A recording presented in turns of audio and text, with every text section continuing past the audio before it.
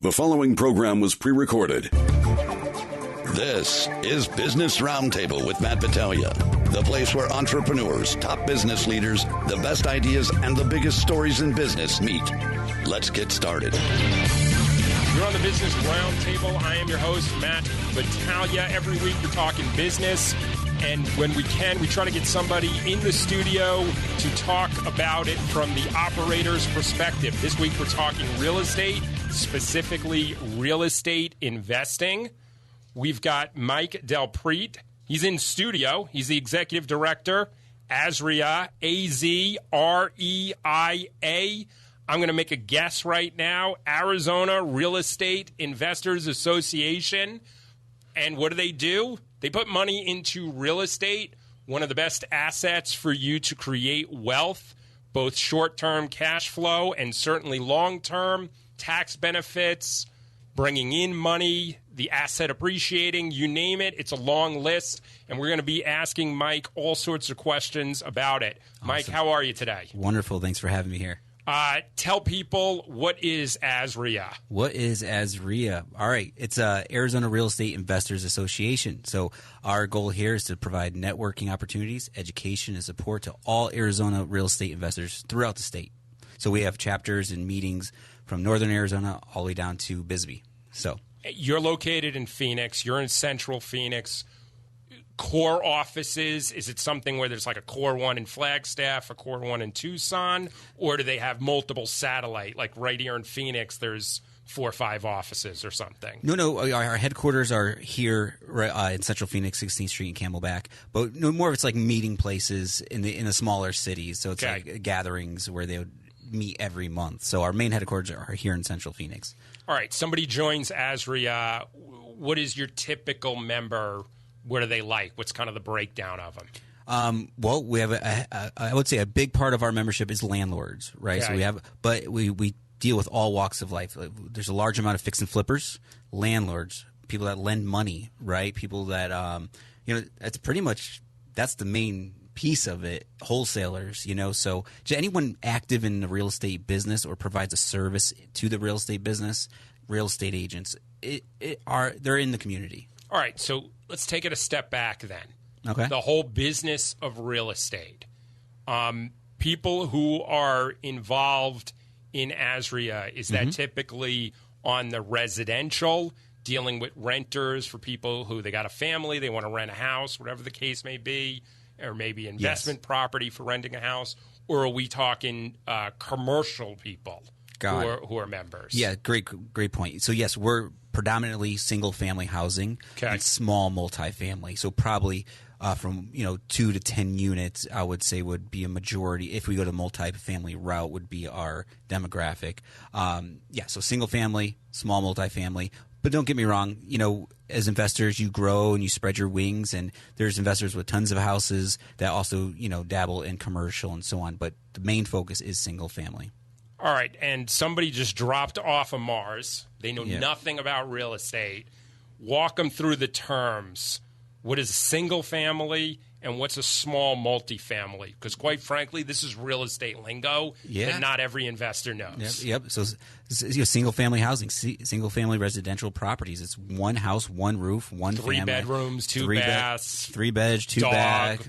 Well, it doesn't come. Well, you got to bring the dog yourself. We don't. The house doesn't come with the dog. So for point of clarification, AZREIA does not provide the dog when you get a single-family home. All right. So what is small multifamily? Because that one, I feel like that's a blanket term, and it could be different. Oh, my God, yeah. Because it could be a duplex, right? It could be 2 houses, but it sounds almost like you might be talking about apartments or something. So that's small apartments, like duplex, triplex, fourplex.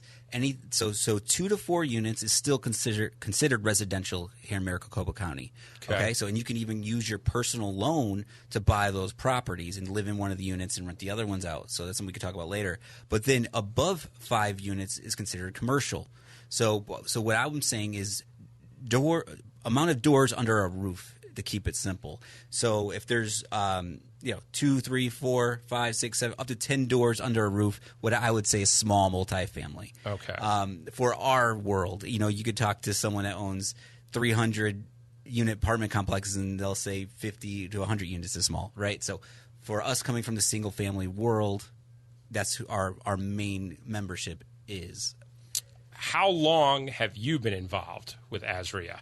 Oh, man, it's like one of the first things that you do when you get in real estate investing, right? You join your local trade association. Every industry out there has a trade association that looks out for them, provides them with resources, and that's what we do for real estate investors. So I've been a member for 12 years. So once I heard – that was the first thing I was told, go find a local RIA, so that's what I did. And it's like it's a way to plug into the community and into your marketplace and get the market education as to what's going on, what the conditions are. The resources you need. You got to build a team, contractors, insurance agents, attorneys, real estate agents, you name it. We already have those people vetted and a part of our association for you to, look into and see if they can fit for your business. How long you been running it? 1 year. So I've been member for 12 years. I've been teaching and educating here for 5 years. And then I took over last September as executive director. And are there terms? Like, how long do you run it for? How does it work? No. Well, I own it. So it's for profit. Okay. So it's not like a nonprofit situation. But we run it like a nonprofit, right? It's mainly about the members. Yeah, whatever you want to know, I'm here for you. Stick on that point about teams. Okay. People get involved in real estate. They have grandiose dreams of kind of what it's going to be. They buy a property, keeping it simple. They buy a single-family house. What might be involved in the upgrade of the house or the upkeep? What are things they need to be thinking of? You mentioned lenders. Got it. So maybe start with the lending part. Okay. How do you get it financed? So let me just take it back one quick step. So I call it your investor identity, right? So you got to try to figure out and get the knowledge and education, expose yourself to different type of strategies that are out there. So when if you're a fix and flipper or a landlord, that's going to determine who you bring on your team at some level, right? So once you determine who are you as a real estate investor and what's your approach that you're going to take. I'm going to go be a fix and flipper. Okay, you did your education, you did your networking, you got your knowledge resource, and you kind of figure out where you need to start. So then when you know who you are as an investor, you can invest in the neighborhoods you want to invest, right? But defining fix and flip, that's a short-term strategy. You're going to buy a property, you're going to rehab it, make it look better, resell it. How quick might you do that? You can do that, once again, it goes into the size of the project, right? But let's just keep everything fairly simple here. I would say an average renovation right now in today's market, you could probably spend $25,000 to $45,000 with nothing too major, and you could probably be in and out of it. Well, now the market's cooling, I would say 4 months from purchase to exit. But things, that's why you go to the market update and you pay attention to what's going on to your local community. Sure. So you can forecast these expenses and stuff like that. So once you know the neighborhood you want to invest in, how much money you have, your budget, then you want to start building your team and so you can execute this project. So one of them is a lender. How are you going to get the money? Right. Where's the money? Do you have money? Do you have savings? Do you have credit cards? Do you have relationships, friends, family, someone to lend you the money? Because when it comes to lending and you buy, say, traditionally in the fix and flip world, like you said, lending is short term with a hard money loan. Is not a long term exit strategy. And there's okay. So you just dropped a key inside word. Explain to people what a hard money loan is, because this isn't Chase Bank and we're doing a 30-year mortgage. Yes, it's nothing to do with the mafia or anything. All right, so but the rates are pretty high, so it's an aggressive loan, but it's a magnificent tool to have. So hard money lenders are all around Maricopa County. We have a few of them within the association that would be great. So basically, if you're buying a property, I'm going to keep numbers simple, right? I'm not using current pricing. $100,000. That's always the number we always throw out there, right? Sure. So $100,000. Let's say that's your acquisition purchase price for the property. A hard money lender is going to give you 10 to 20%, or excuse me, they're going to ask you to put down 10 to 20% of that $100,000. Right. Depends, and it just depends on the lender. So, and maybe it usually gets lower, that down payment, the longer you know that lender and build that relationship. But 10 to 20% down, and it's an interest-only loan, so you are not paying principal on this loan. It's such short term, there's no sense to even really hit that. So it makes the payment a little bit cheaper as well. Sure. So you do the hard, it's interest only. It's a 6-month to 1 year term. That's what I mean by why it's short term, in and out. So out of that $100,000, you're going to put down 20, for example. They'll come up with the $80,000. Then on that $80,000 balance, they're going to charge you. Right now, it's a 10 to 12% interest only on an annual basis. You divide that annual number by 12, and that's your monthly mortgage payment. So that's the hard money loan, and they evaluate. They're good to have on your team because you're going to send them the property.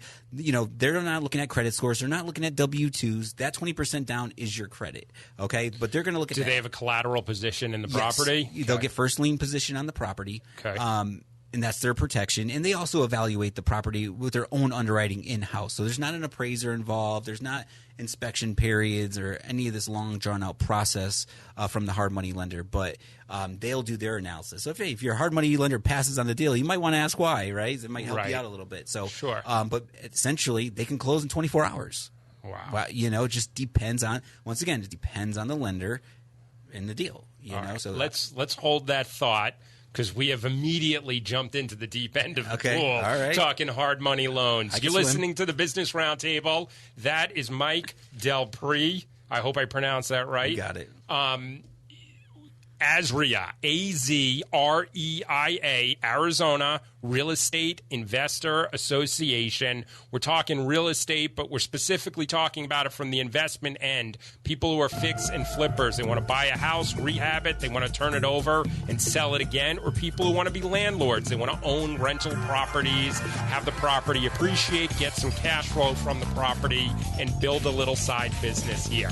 Business Roundtable, I'm Matt Battaglia. When we return, we're going to go on the other side. We're going to talk about the landlords, the people who are more long-term in their real estate investments. Don't go anywhere.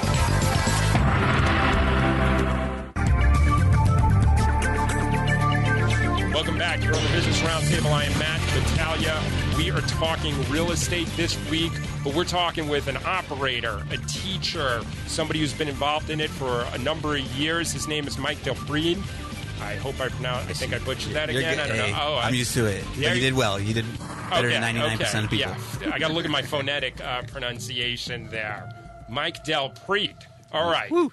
AZREIA. AZREIA.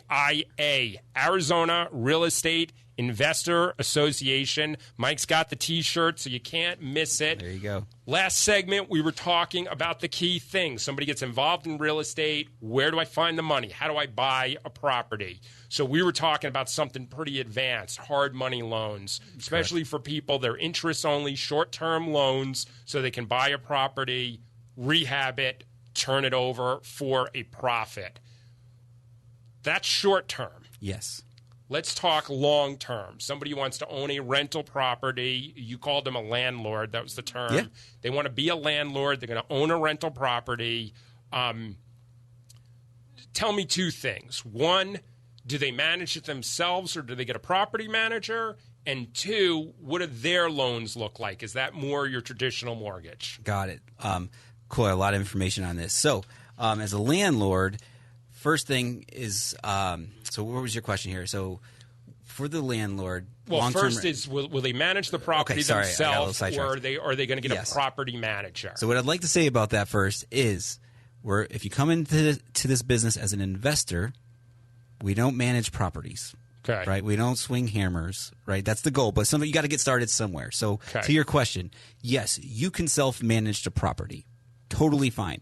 But just be careful. What's your schedule? Are you a property manager? Are you a tenant screener? Sure. Are you a credit checker, right? So, but yes, you can self-management, especially if you're just getting started. It's a great way to learn on your first property, to interview tenants and go through the contract process, to go through the valuation process and figure out what the market rents are. So all that is very helpful to do, but I just don't recommend staying there. That's all. So yes, so ultimately then you would lead into property management, which is a licensed real estate agent who owns a property management company, and they will do everything I just kind of went over. They'll deal with the tenants, the toilets, the termites, all that stuff they talk about that might happen to your property, and they'll collect the rents for you. They'll do the bookkeeping. It's pretty, and they usually charge about 7 to 10% of the gross monthly rents. Okay. So yes. And that's part of the team again. Part of the team, right? 100%. So we got a team here. You may need a realtor to help you find a property. You may need a property manager to help you run the property. You may need contractors or whatever, a plumber, rehab, to fix up a property. Doesn't matter whether it's fix and flip or imagine, or a landlord. You still could need, got to change the carpet or whatever we got to do. Title company. Who else is part of the team? All right, so let's keep it simple. Like lenders. Lenders, so you want money. And there's different types of loans. Hard money is just one way to do an investment loan. You got property managers. You got real estate agents. Talking about ways to find deals. Wholesalers, right? So these are people that do marketing directly to homeowners, and they're able to purchase properties at a discount. Everybody's gotten this letter. What does the letter say? I pay cash for houses. I pay cash for houses. Yes, sir. There you go. Cash for gold. Okay, so I pay cash for houses. Yeah, so if you see those are people that work hard to find deals at a discount. They're usually ugly houses, right? Houses that people don't want. So wholesalers. Then we got insurance companies. You need insurance on any type of property that you buy. You need the what else? We got the lenders, insurance companies, title obviously, attorney, title companies. We have. We also have attorneys, real estate attorneys, eviction attorneys, to regular estate planning attorneys. You want all of the above to execute the contractors, like you said, trades, electricians. Do people buy the house personally, or are they token thing? Hey, start an LLC first, then buy the house? Thing, correct. So you definitely and it's for liability and protection, right? If you buy a property, an investment property under your name, someone slips and falls. I'm not an accountant. I'm not a lawyer here giving out that type of information, but look into protecting yourself with an LLC. Kind of protects you from those lawsuits, or if anyone gets hurt, because if it's under your personal name, something happens and someone sues you, they're going off your personal bank account, your personal assets. Sure. So the LLC allows you to buy and the hard money lenders and the certain type of investment loans, they don't look at you like Chase or Bank of America. So you could purchase this property with an LLC and a bank account, pretty much, right? And you could take over that property, right? And you're protected. And other protections then. They're forming the LLC. They obviously got to get property and casualty insurance. Any others of the big ones that you really need? I know you're going to need other insurance, homeowners, whatever, title insurance. I get all that stuff. That's the main. Besides insurance and the LLC setup. Yeah. Any other protections people usually get right out of the gate? Well, insurance, title insurance. Always buy property through a title company, but more or less contracts, right? So you want the right contracts from when you're purchasing the property with the homeowner to submitting that to title. Then when you resell it, right, you want the right contracts. Do attorney contacts you have kind of have sort of the boilerplate thing? Oh, yeah, definitely. I imagine most of them look the same. Just might be some fits the scenario differently, right? Even with contractors, right? You want a contract with the contractor. So, and there's a way to negotiate that deal, right? Your payment structures, your down payments. So, I would say contracts, title insurance, house insurance. Those probably the gist of it. Landlord managing a property. You mentioned something in passing in the first segment. You're going to own a fourplex. You might live in one, rent the other three. Yep. Explain to people kind of what that scenario looks like. Got it. In today's day, the catchy phrase is house hacking, right? So when I'm growing up, and you're probably growing up, it was like, hey, I just rented out the other room. Right. You know what I'm saying? But now it's house hacking. So basically, like I said in the beginning, if you got a traditional loan, which if you have a job, W-2, good credit, I highly recommend to get with the traditional bank and buy a property where you can leverage the 3.5% down. Right? Rather, like I said, hard money was 10 to 20%.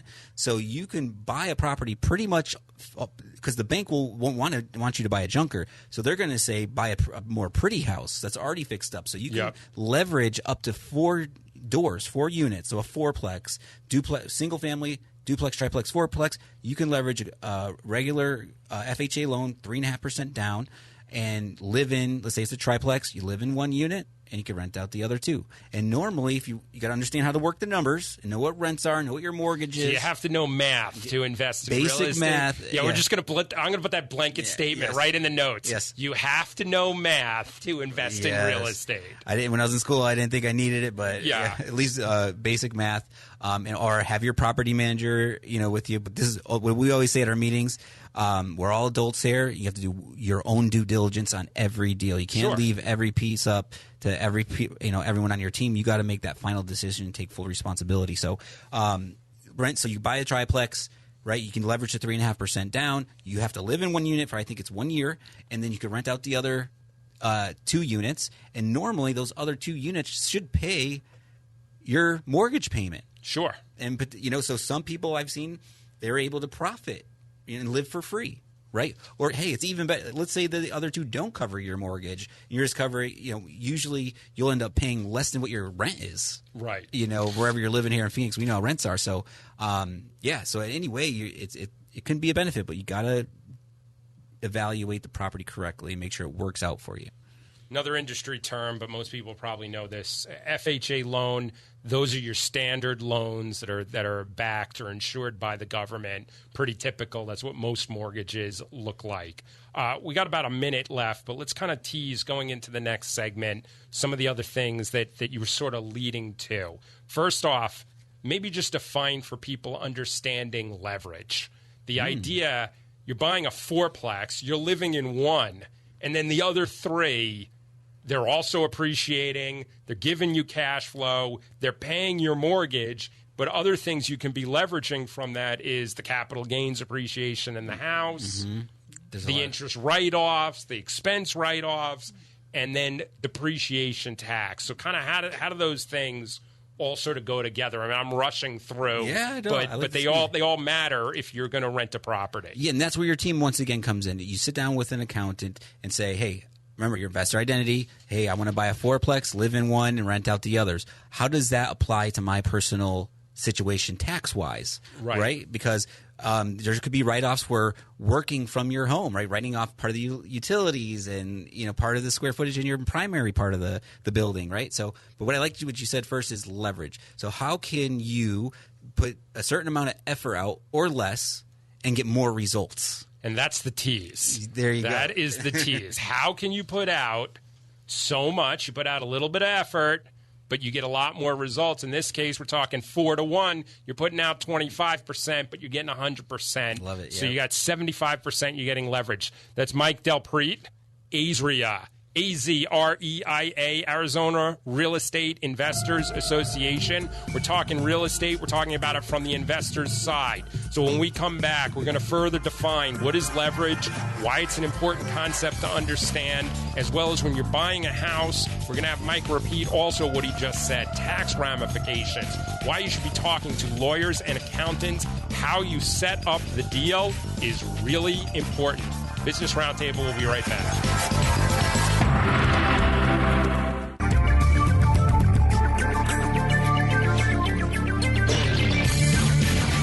Back from the Business Roundtable. I am your host, Matt Battaglia. Whether you're tuning into the radio show weekly on 1100 KFNX in Phoenix on the AM dial, we always appreciate it. Or if you're checking out the podcast, please like and subscribe. We also appreciate that.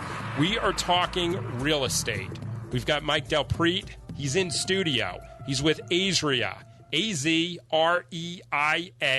Arizona Real Estate Investment Association. It's a mouthful. They're investors. They invest in real estate. Mainly what they look at are single-family homes or small, he words it as small multi-family homes. These could be apartments, duplexes, whatnot. And most of the people in the group, it sounds like they're mostly smaller investors. But, Mike, I assume there's some big people in there, too. Oh, yeah, for sure, man. There's people that have 300, 400, 500 houses, and they just love the community. So they already been through it all, so they come back and share and network because our business is all about relationships. So let's talk about that. Yeah. All right. So before we jump back into leverage and capital gains and depreciation, there's the big teaser. Yeah. So before we jump into some of the accounting and some of the math of value of investing in real estate, talk about the organization. So how often are meetings, networking benefits, some of the classes people can learn, maybe start with the website, actually. Of course, AZREIA.org, AZREIA.org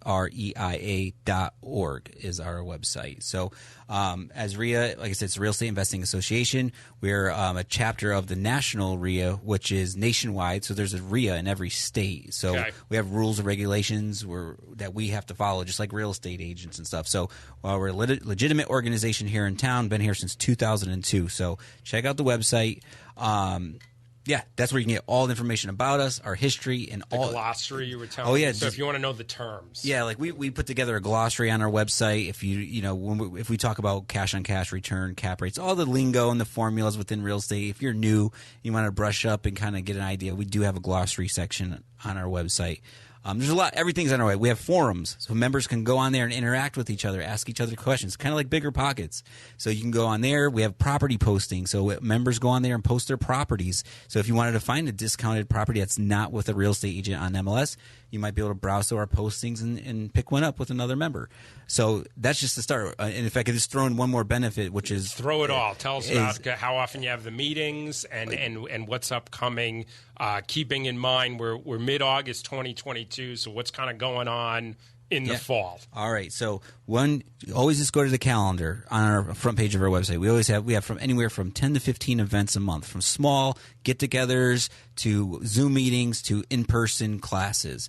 But the main event, if you've never heard of us and you want to check us out, is our monthly meeting. It's on the second Monday of every month. We hold it at the Venue 8600 in Scottsdale, Arizona. So it's the Scottsdale Association of Realtors office. So it's about 200-300 people. We have educators. We have our trade show with all our business associates, speaking of your team. And then we do a market update, so you know exactly what's going on around in the market. So just plenty of information, plenty of networking. But second Monday of the month, 8600 in Scottsdale. Venue, yep. So that's where you go. Next month, we actually have our educator is on multifamily. So there's going to be an hour presentation on multifamily. And then October, we haven't confirmed, but we're going to do a panel of experts from Phoenix to tell you what they're seeing in the trenches in our market. And then in November, we're actually bringing an educator on extended stays, not Airbnb, but kind of renting out, changing the use of your property from a regular tenant to traveling nurses or traveling business people who are in and out of town for a month or two or whatever, some business trips and whatever field that they're in. So it's a little bit different than the fast turns on Airbnb. So that's in November. So it's kind of like the bigger events, what's going on in the... Yeah, we didn't even mention Airbnbs. I mean, just to go over it very quickly, if you own a property, it could be a rental, it could be a short-term rental like an Airbnb. Yep. It could be a long-term rental where you have a tenant, family moves in, they have a 1-year lease. Yep. You could be fixing and flipping. You could be buying multiple properties. You could be a lender on properties. There are so many different ways. This show is not going to cover every way to get involved in real estate, but if you join the organization or you go to AZREIA.org,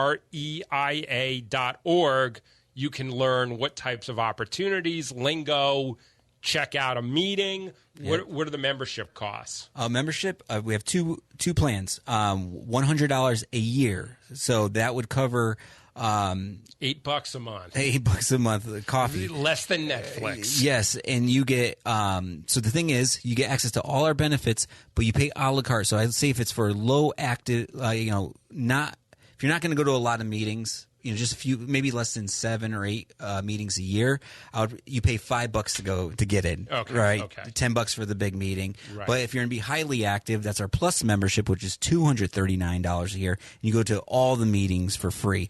And not a vast difference, though. I mean, if you're going to 6 meetings, you're going to spend $160 versus $239 to just. And both programs get access to what I mainly want to point out is our Home Depot discount. We have one of the largest discounts in the nation with Home Depot. So you get 2% cash back on your purchases twice a year, and you get 20% off all your liquids, 10% off your cabinets. So if you're a contractor, tradesperson, or landlord, even if you just paint the unit once a year, right, you're going to get 20% off your paint. It's well worth the membership in itself, just because. Well, certainly the networking and everything else you've been covering, and I imagine people have gone from novice to professional. Oh yeah, going to these meetings and the people they can meet and like-minded people. So let's finish out in the final 5 minutes here. Let's jump back in. We were talking about some key things that are just, they epitomize real estate. So every time somebody says they're a real estate investor, they're going to talk about things like write-offs, capital gains, tax savings, and leverage. So explain again leverage. So like I said, my definition in the last part was, putting out a certain amount of effort or less and getting more results, right? By leveraging, whether it's technology, people, systems, whatever it may be. So how can you leverage a team? How can you leverage to get more deals? How can you buy a property with, with more doors under one roof to get more cash flow or change the use of the property? Well, a loan is an example of leverage. You just said it, FHA. You're putting down 3.5%.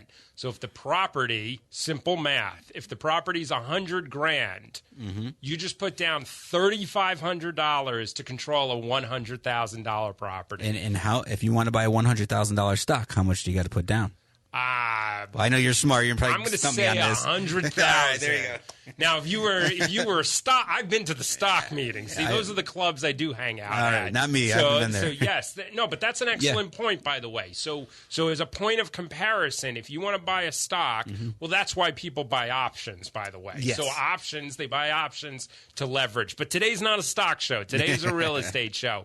But many layers to how you can make money. Yes. You can borrow 90%, 97% or 96.5% with the FHA. So you can borrow money, you can leverage an asset, then you can get the cash flow from it.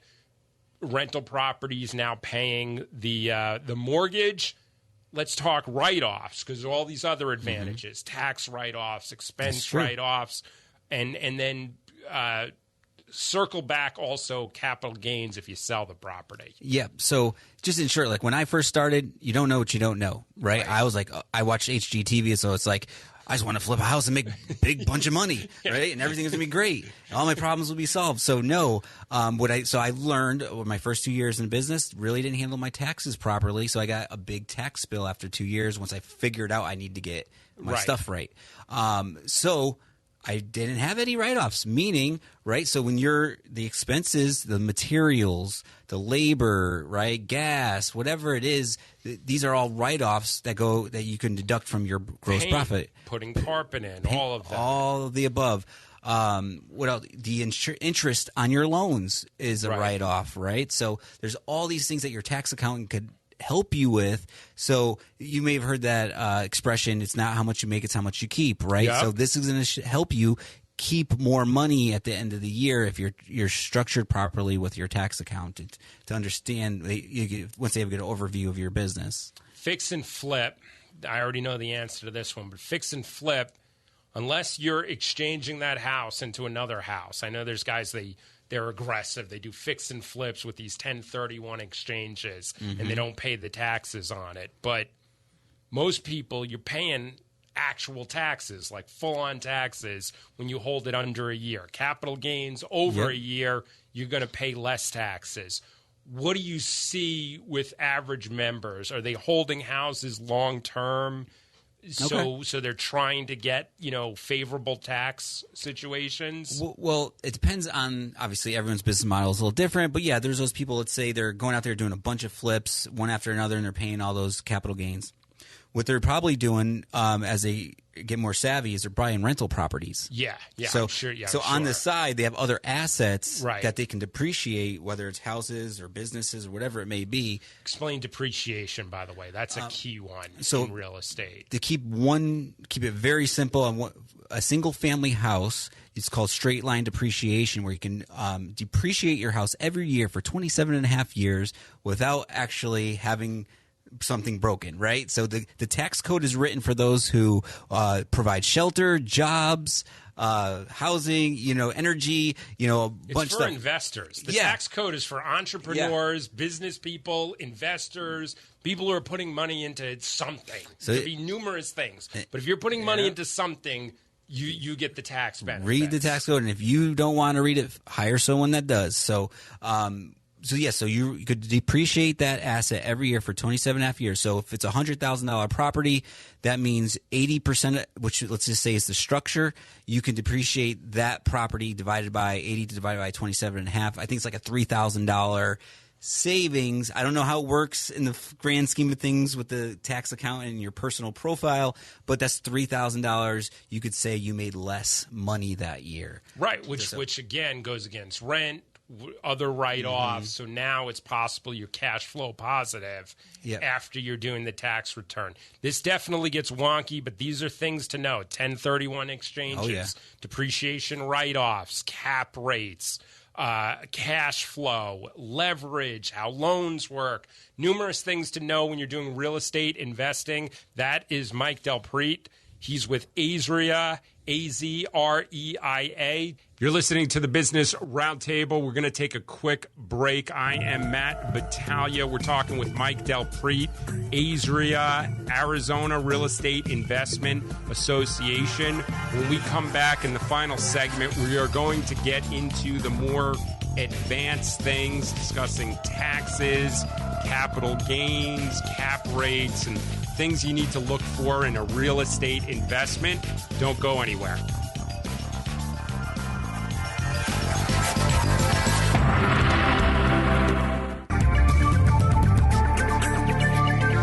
We're back on the Business Roundtable. Whether you're tuning in on 1100 KFNX locally in Phoenix or the podcast, we always appreciate it. We are always talking business, but today the topic has been real estate.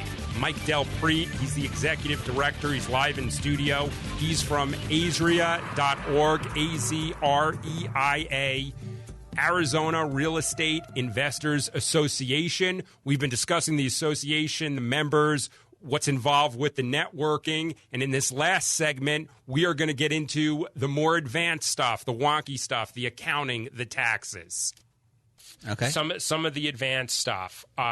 To start with, explain what a 1031 exchange is. So 1031 is a tool which pretty much allows you to defer your profits or your capital gains. So definitely go with 1031 exchange professional. But for example, if you sell your investment property and you profit on the property, you can put that profit into an escrow account with the 1030 exchange company, and then they'll allow you to go identify a new investment property, and you could roll those profits into 6 months or a year. I know you've got like a time. Yeah. Check the info because there is a timeline on this. You can't just defer it forever. Yes, there are some timelines, so you do have to have your ducks in a row, so to speak, and understand how the program works. So 1031 allows you to take those profits, roll it into another investment property. So it has to usually it's like for like. So I don't know the exact parameters. I know the amounts have to be similar. Yeah. They have to be very close. All right. Other stuff with that. This is something I actually learned from selling a business, not a real estate property, but from selling a business because you can depreciate a business too. Mm-hmm. So equipment, different things within the business you can depreciate. But when you go to sell, depreciation recapture. Yes, it does. So everything that you wrote off, let's say you were depreciating a property for 10 years, you took all those tax benefits for 10 years, now the government shows up and they want to collect. Yes, sir. Now that you finally sold the property. Yep. Definitely, a lot of people don't think about that, right? Because it's hard to think 10, 20, 30 years out, right? When you're just in the moment. However, if we're talking about the land... Not on a personal property. We're talking investments, in business investments. Rentals. Yeah. But, as a landlord, just to say on that tip is, hey, we buy for the cash flow. So you're probably never going to sell, hopefully, right? So you never have to worry about that. Yeah, but isn't I get that. Yeah. And I get the philosophy of that. And if you actually pass it on to heirs, there's estate exemptions and other stuff. So you can really if you built a real estate empire, and I'm getting quite complicated here, but you through trusts and other stuff, and you pass it on to heirs, there's quite a lot that you can do. But people still sell properties, and that's the part that just never gets discussed. Yeah. talk about stocks all the time. You're going to buy a stock. You're going to make a ton of money. What they never talk about is how you sell, when you sell. It's the hardest thing in the world to do with stocks. Yeah. With real estate, they say, oh, you're going to pay no taxes. It's the big thing. Mm-hmm. You're going to have infinite returns. You're always going to collect cash flow. You're going to pay no taxes, except for when you decide to sell and you learn about depreciation recapture and all this stuff. So I think the team part and really analyzing this is sort of where we get into the big boy investment world. And it goes back to, once again, who are you as an investor, right? Which it could change, right? But what's your strategy? So when you know what you're trying to, after you get the proper amount of education, you have a little bit of experience, now you might change your direction, and then you can sit down with your professional team and say, hey, I'm going to buy 10 rental properties and I'm going to sell them in 3 years if the market hits X. Right. What's that look like? Then you guys could have that discussion, the recapture and all that will be brought up. Well, we're now going to discuss. There's a couple of things that I do know about because I know some asset protection attorneys. Okay. But we're gonna give 2 advanced tips right now for people who may or may not want to sell properties or business. You don't have to just do this. One thing is, if you don't want to get hit with the whole depreciation recapture, you can sell your property, your business, your stocks, whatever. This is the beauty of why you have to own assets. Any asset you have, you can sell it to a sales trust. Okay. You sell it to a sales trust, you then don't get hit with the whole capital gains in one shot. You can defer it.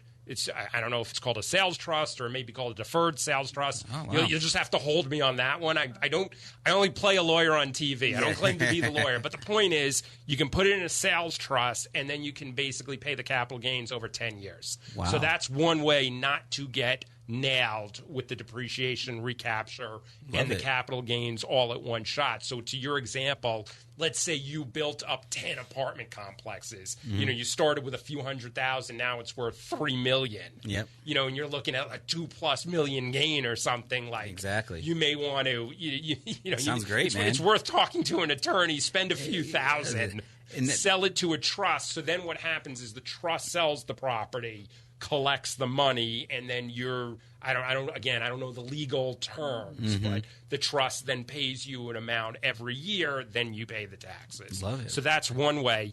Let's talk about another way, though. Mm-hmm. How do you get money out of a property? Tell people about a refinance and about when you might refinance, because you don't buy a rental property and then refinance 5 minutes later, but it might be 2 years, 4 years, interest rates, talk about interest rates. So kind of how this all, works out. Well, how do you get money from the asset? You borrow from it, right? So that's through a refinance, and there's tons of types of lenders out there, and there's hundreds and hundreds of types of products to use. So I always recommend talking to multiple loan officers, from credit union to community bank to Chase to DSCR loans, whatever it is. See what products are out there.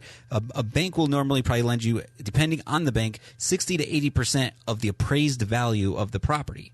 So that goes. So you're going to you need some equity in there. So depending on what your strategy is, if the house is worth $100,000 after appraisal, they'll lend you $60 to $80K depending on the bank, and then that you have a mortgage payment on that bank or in that bank loan, and then you got to make sure rents are high enough to cover the gross rents will cover your expenses to run the business. Yep. And profit. It will pay the mortgage and profit. So that goes back to the math again. So that's how we would leverage the money from the properties. And that's something, again, that's usually not really talked about, because people think I'm going to have a bunch of rental properties and I'm going to live off the cash flow of the rental properties. Mm-hmm.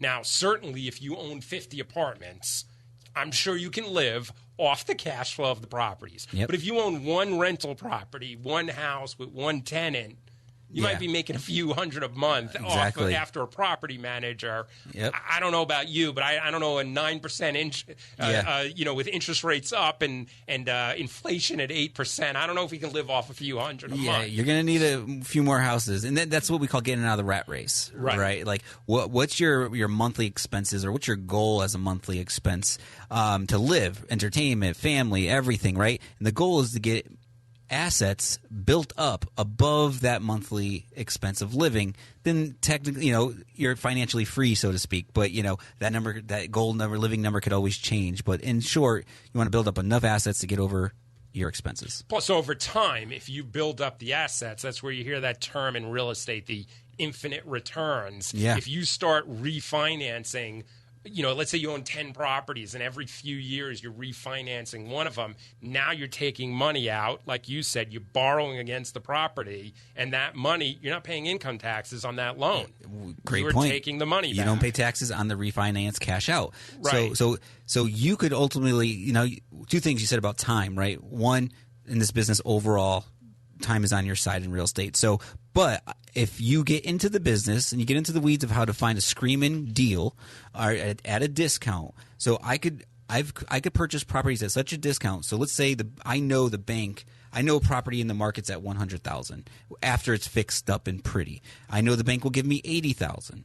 So my goal here is to buy and acquire the property right. You always got to buy right. They always say you make your money on the buy. So if you could buy the property right, estimate the renovations and any cost to get the property performing, if you can keep that under 80%, you'll get all your money back. Right. So you within 4 to 6 months, you could be infinite returns or whatever they like to call it, right? So, well, the idea of infinite returns is the fact that in theory, you could have a property bought off, so paid off, and then you can decide to refinance it again, take out a mortgage again, because you've got people in it, and now you're just constantly taking cash out of this property over, and the idea is probably multiple properties, not one property. But it's still, the point being is it's tax-free because it's a loan. Yep. And that's where the money really gets made. The fact that the asset appreciates, you can refinance, you're writing off the depreciation. It's of course, a lot of it comes from the cash flow from the property too. Yeah. But sometimes you have to think wider, I guess is what I'm saying. Yeah. A la if you're long-term. Yep. So, there's so many things you touch there. That's the way it allows. That's another way of leveraging is pulling that money out, and you can take that money that you got back after you got all 100% of your money back. Sometimes you end up leaving money in the deal. Don't get me wrong. I'm sure most of the time you're probably leaving a portion of the money. But the idea is you put $50,000 into a deal, and now you're getting the cash flow. The property's appreciating. Renters are paying your mortgage. You're getting tax write-offs. And then in a few years, you refinance $25,000. Yeah. Now you're only in for $25,000, more money to go buy the next property or stocks or your girlfriend a car. Yeah. As long as the asset's paying for the car, you're good. All right. I don't know if in that case, I'm not really sure if it quite works that way. Stick around for a few more questions. Yeah, let's go. All right, so this is going to be the overtime segment. If you're tuning into the radio show on 1100 KFNX, we may wind up getting cut off, and if that's the case, we thank Mike for being here, and we also thank you for tuning in. If you're listening to the podcast, you always get the full fun. The views and opinions expressed in this program are those of the hosts, guests, and speakers, and do not necessarily reflect the views or positions of any entities they represent, or affiliates, members, managers, employees, or partners, or any station, podcast platform, website, or social media that this show may air on. All information provided is for educational and entertainment purposes. Nothing said on this program should be considered advice or recommendations in business, legal, real estate, crypto, tax accounting, investment, etc. Always seek the advice of a professional in all business ventures, including, but not limited to, investments, tax, loans, legal, accounting, real estate, crypto, contracts, sales, marketing, other business arrangements, etc. Thank you for listening to the Business Roundtable podcast. To listen to other BRT podcasts, just Google BRT Podcast or BRT Libsyn. BRT Podcast is available wherever you get your podcasts. Libsyn, Google, Apple Podcasts, Amazon, Spotify, and Stitcher. For more information, go to brtshow.com.